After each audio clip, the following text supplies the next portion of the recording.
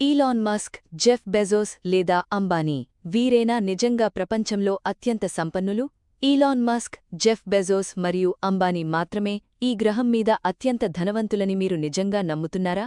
వీరు కేవలం బహిరంగ ముఖాలు మాత్రమేనని, అసలైన సూత్రధారులు తెర వెనుక దాగియుండి లెక్కించడానికి కూడా వీలుకాని అపారమైన సంపదను కలిగి ఉన్నారని నేను మీతో చెబితే? గత 200 ఏళ్లుగా దేశాల విధిని, యుద్ధాల ఫలితాలను నిర్ణయిస్తూ వస్తున్న ఒక కుటుంబమది.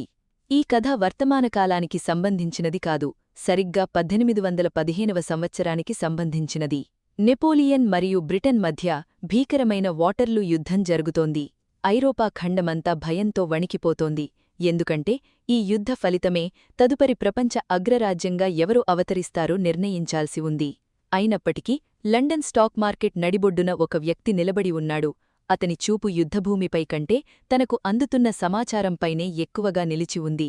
అతడే నాథన్ రాత్చైల్డ్.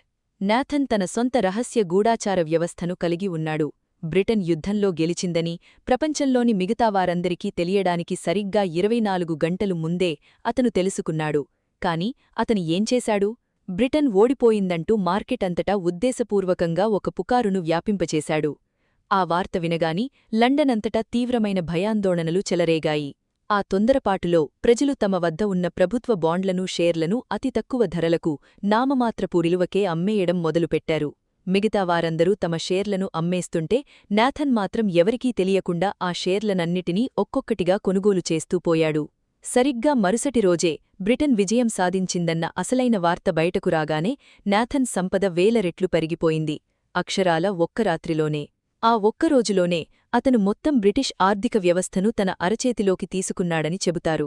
కాని ఆ ఆట అక్కడితో ముగిసిపోలేదు. ఆ కుటుంబు పెద్ద తన 5 కుమారులను యూరోప్లోని 5 ప్రధాన నగరాలకు పంపాడు: లండన్, పారిస్, వియన్నా, నేపిల్స్ మరియు ఫ్రాంక్ఫర్ట్. వారందరూ కలిసి ప్రపంచంలోనే మొట్టమొదటి అంతర్జాతీయ బ్యాంకింగ్ వ్యవస్థను స్థాపించారు.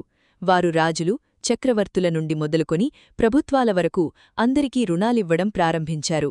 వాస్తవానికి 2 దేశాల మధ్య యుద్ధం జరుగుతున్నప్పుడు కూడా తరచుగా ఇదే బ్యాంకింగ్ కుటుంబం ఆ 2 పక్షాలకు ఏకకాలంలో ఆర్థిక సహాయం అందించేది.